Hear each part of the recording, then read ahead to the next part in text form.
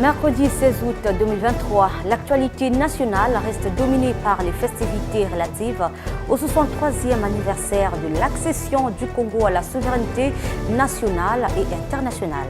Mesdames, Messieurs, bonsoir et bienvenue dans le journal. On commence d'abord cette information. 10 ans de travaux forcés, c'est la peine infligée à Éric Landry Luzingu par la Cour d'appel de Pointe-Noire pour contrefaçon des sceaux de l'État et usage de faux sceaux de l'État, faux en écriture publique et privée. Compte rendu avec Kaswapungi Sefi Zingamoko et Lionel Lumanissa. La Cour et le juge ont répondu aux questions posées ainsi qu'il suit.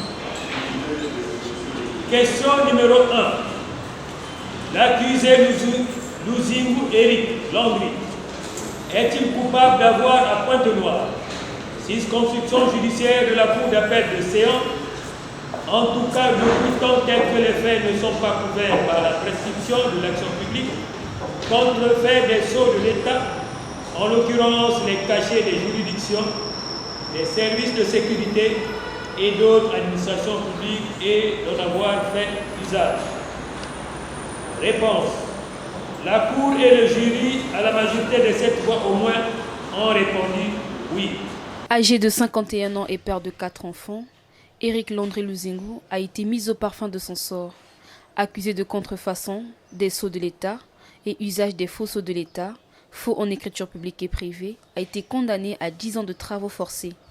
Par ces motifs, statuant publiquement contradictoirement en matière correctionnelle en matière criminelle, en premier et dernier ressort, sur l'action publique, déclare l'accusé Luzingu Éric Landry coupable des crimes qui lui sont reprochés, en répression, lui faisant application de la loi, le condamne à 10 ans de travaux forcés, ordonne la destruction des sceaux et des documents ainsi confisqués, condamne Luzingu Éric Landry aux dépens, fixe la contrainte par corps à 3 mois pour les recouvrements des frais de justice, le tout en application des dispositions.